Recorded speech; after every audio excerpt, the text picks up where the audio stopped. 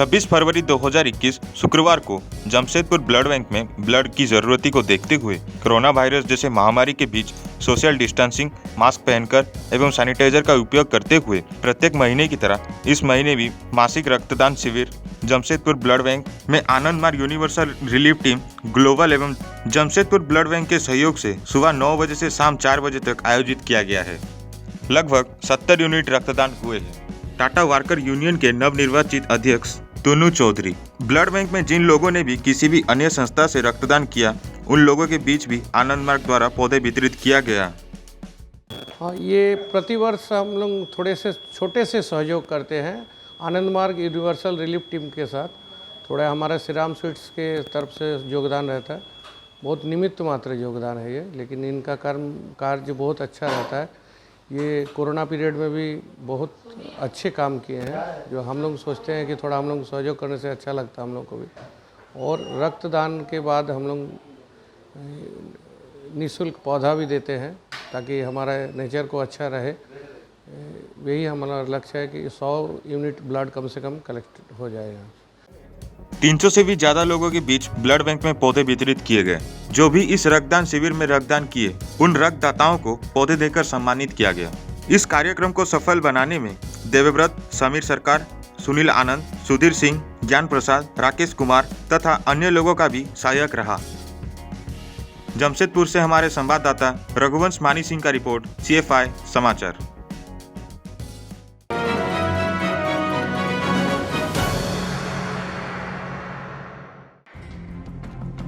RPF अधिकारी ने बचाई यात्री की जान। मुंबई के बरी स्टेशन के प्लेटफॉर्म नंबर 3 की घटना।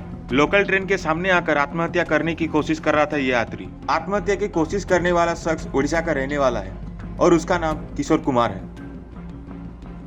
मुंबई से हमारे संवाददाता शुभम पांडे का रिपोर्ट, CFI समाचार।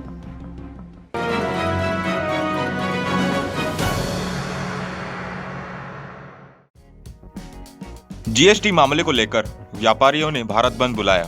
उधर भारत बंद का असर जमशेदपुर में देखने को मिला, जहां सभी दुकानें बंद रही। इस भारत बंद का समर्थन Singhbhum chamber of commerce Jamshedpur chamber of commerce के साथ सभी व्यापारी वर्गों ने किया। उधर कांग्रेस पार्टी ने भी इस बंद का भरपूर समर्थन किया है।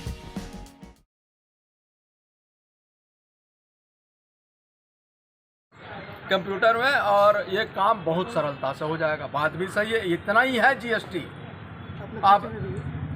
अब क्या हो गया है कि अब आपको लाना है वहाँ से, उसने भरा या नहीं भरा, वो जमा करता है या नहीं करता है, वो हॉस्पिटल में है या मर गया है। मैंने तो पेमेंट कर दिया भाई, वो अब मेरी जिम्मेदारी है कि उससे भी आप पैसा दिलवाऊँ मैं।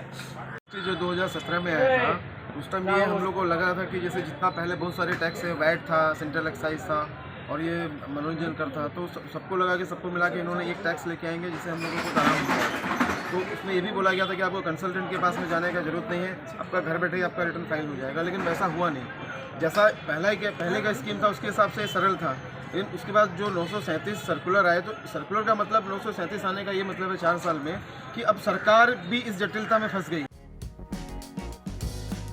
सुबह होते ही बंद समर्थक सड़क पर निकले और लोगों से दुकान बंद करने का आह्वान किया। हालांकि बाजार बंद रहा, लेकिन सड़क पर गाड़ियों की आवाज होती रही। वैसे समर्थकों ने पहले ही ऐलान कर दिया था कि आवश्यक वस्तुओं के साथ परिवहन को नहीं रोका जाएगा। उधर बंद समर्थकों ने केंद्र सरकार के खिलाफ जमकर नारेबाजी की। जमशेदपुर से हमारे संवाददाता रघुवंश मानी सिंह का रिपोर्ट, CFI समाचार।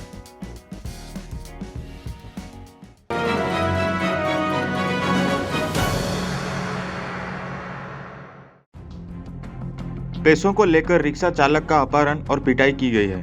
पूर्व निर्दलीय नगर सेवक कल्याण पटेल सहित 8 लोगों के खिलाफ मामला दर्ज किया गया है।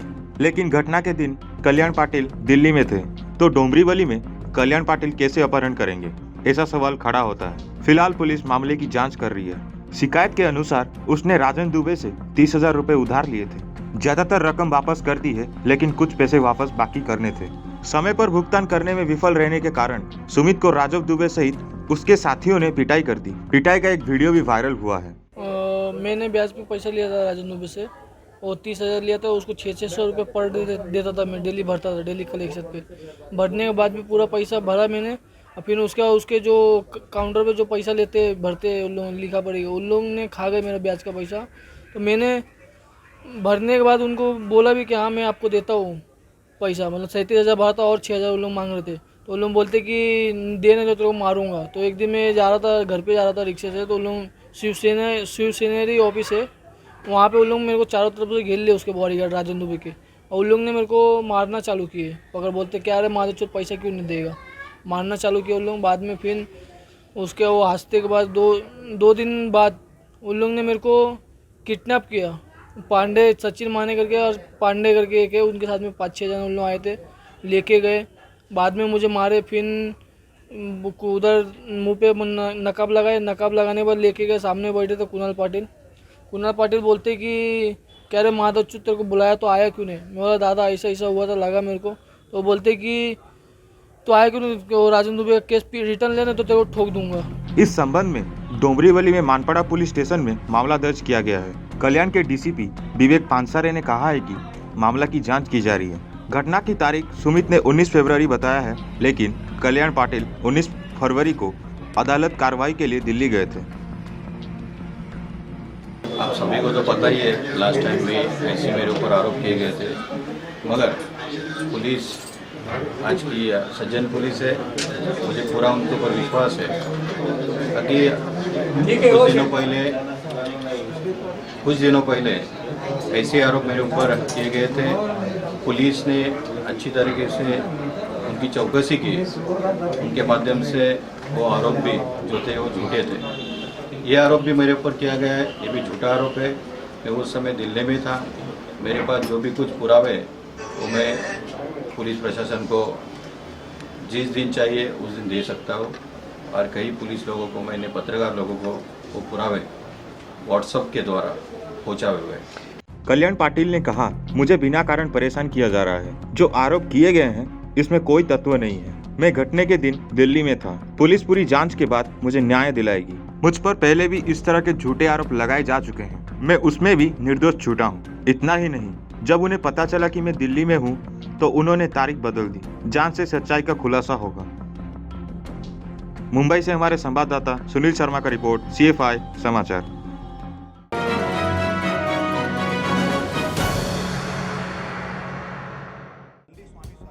स्वामी सहजानंद सरस्वती कल्याण संस्थान कदमा जमशेदपुर की ओर से स्वामी सहजानंद सरस्वती जी की 132वें जयंती समारोह पारिवारिक मिलन समारोह का आयोजन 28 फरवरी की संध्या 6 बजे से किया गया है। इस संबंध में संस्था के अध्यक्ष दीपू सिंह ने बताया कि कार्यक्रम कदमा ब्रह्माश्री भवन के डिफरेंट मैदान में होगी। जमशेदपुर से हमारे संवाददाता रघुवंश मानी सिंह का रिपोर्ट, CFI समाचार।